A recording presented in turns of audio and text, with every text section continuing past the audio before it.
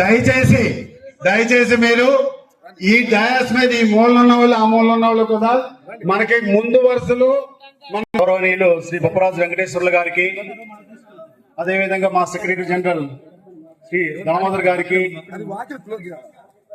మరియు వేదిక మీద ఉన్నటువంటి అందరి డిగ్నిటరీస్ అందరికి కూడా హృదయపూర్వక నమస్కారాలు. ఈ ప్రభుత్వము గ్రామ వార్డు సచివాలయాల పట్ల చాలా ఫ్రెండ్లీగా ఉంది. గ్రామ వార్డు సచివాలయాలకే కాదు, రాష్ట్రంలో ఉన్న ప్రతి ఒక్క డిపార్ట్మెంట్ కి, ప్రతి ఒక్క ప్రభుత్వ ఉద్యోగికి చాలా ఫ్రెండ్లీ ఉందని చెప్పడంలో అతిశయోక్తి లేదు. ఎందుకంటే అస్తవ్యస్తంగా ఉన్నటువంటి వ్యవస్థను ఎన్నో సమీక్షలు చేసి ఈ వ్యవస్థకు ఒక రూపురేఖలు తీసుకురావాలని చెప్పేసి ఎన్నో సంస్కరణలు తీసుకొచ్చి ఒక ప్రొడక్టివిటీలో దీన్ని నడపాలని చెప్పేసి గౌరవ ముఖ్యమంత్రి వర్యులు పూనుకొని వారికి సహాయకులుగా మా మినిస్టర్ గారు కూడా ఎంతో సహాయ సహకారాలు అందించి ఎన్నో సంస్కరణలు తీసుకొచ్చి ప్రగతి పథంలో నడిపిస్తున్నందుకు మరి ముఖ్యంగా ముఖ్యమంత్రి గారికి, మా మినిస్టర్ గారికి హృదయపూర్వక నమస్కారాలు.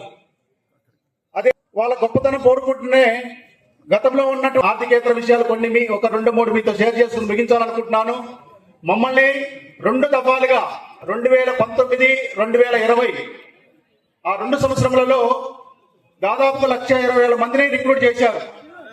అందులో ఫస్ట్ బ్యాచ్ ని దాదాపుగా సంవత్సరము 2 సంవత్సరాల 9 నెలల పాటు, అదేవిధంగా రెండవ బ్యాచ్ ని 2 సంవత్సరాల 5 నెలల పాటు ప్రొబేషన్ ఎక్స్టెండ్ చేసి ఆ ప్రొబేషన్ సంబంధించినటువంటి నోషనల్ ఇంక్రిమెంట్స్ కానీ, పిఆర్సీ అరియర్స్ కానీ, అదేవిధంగా ఎన్కాష్మెంట్ ఆఫ్ ఎన్ఎల్ లీవ్స్ కానీ ఇవన్నీ కూడా ఇప్పటికి కూడా మా district director of treasury department దగ్గరికి వెళ్తే మీకు ఇవ్వమని చెప్పేసి ఫైనాన్స్ డిపార్ట్మెంట్ కంకరెన్స్ లేదయ్యా, మీరు అది తెచ్చుకుంటే గానీ అది జరగదని చెప్పేసి. ఎందుకంటే ఆ సర్వీస్ మాకు ఇప్పటికి కూడా బ్లాక్ మార్క్ అయిపోయింది. మాకు ఇప్పుడు ఏఎస్ అనేది ఆటోమేటిక్ అడ్వాన్స్మెంట్ స్కీమ్ ఇవ్వాలన్నా కూడా, ఆ స్కీమ్ కు తగ్గట్టు స్పెషల్ గ్రేడ్ ఇంక్రిమెంట్ ఇవ్వాలన్నా కూడా ఈ పీరియడ్ అనేది మాకు బ్లాక్ హోల్ గా ఉండడం వల్ల వారు ఏమంటున్నారు, అది రెగ్యులరైజ్ చేసుకుంటేనే మాత్రమే మీకు ఇవ్వగలమని చెప్పి అంటున్నారు. దయచేసి ప్రభుత్వం కూడా ఈ విషయంలో మాకు సహకరించి ఇప్పటికే మా సెక్రటరీ గారు అయితేనేమి, మా సంచాలకులు గారు అయితేనేమి ఈ విషయంలో వాళ్ళు ఆల్రెడీగా ఈ ఫైల్ రెండడం జరుగుతూ ఉంది. మా అభ్యర్థన మేరకు, జేపీజేఎస్ అమరావతి అభ్యర్థన మేరకు ఆ ఫైల్ కూడా ఫైనాన్స్ డిపార్ట్మెంట్ గౌరవ ప్రభుత్వం కూడా ఈ విషయంలో ఆలోచించి మాకు మా యొక్క సర్వీస్ కూడా ఎటువంటి ఇబ్బంది లేకుండా కలిగించాలని మేము ప్రభుత్వాన్ని కోరుకుంటున్నాం. రెండో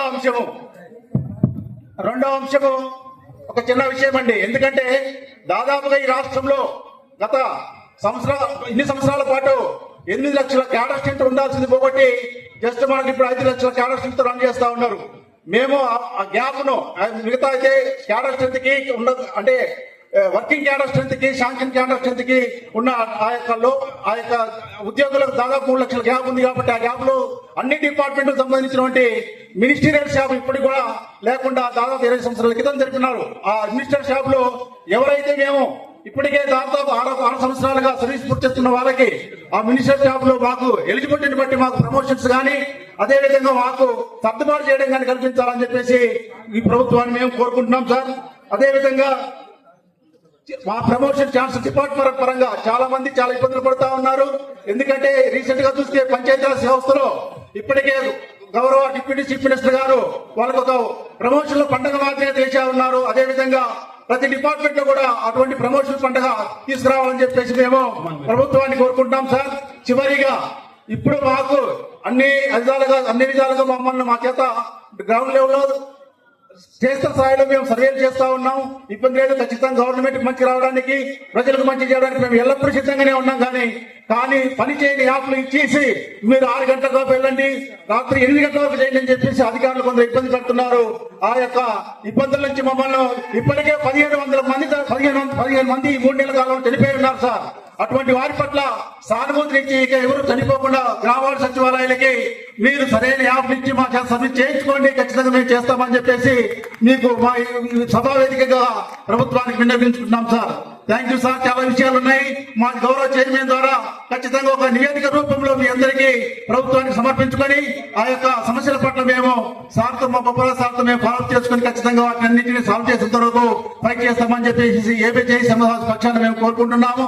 మరి ఈ అవకాశం ఇచ్చినటువంటి గౌరవ చైర్మన్ గారికి డయాస్ ఉన్న ప్రతి ఒక్కరికి ఎంతో సుదూర నుంచి వచ్చినటువంటి మీ అందరికి కూడా కృతజ్ఞత చెల్లించుకుంటూ థ్యాంక్ యూ అనండాలి.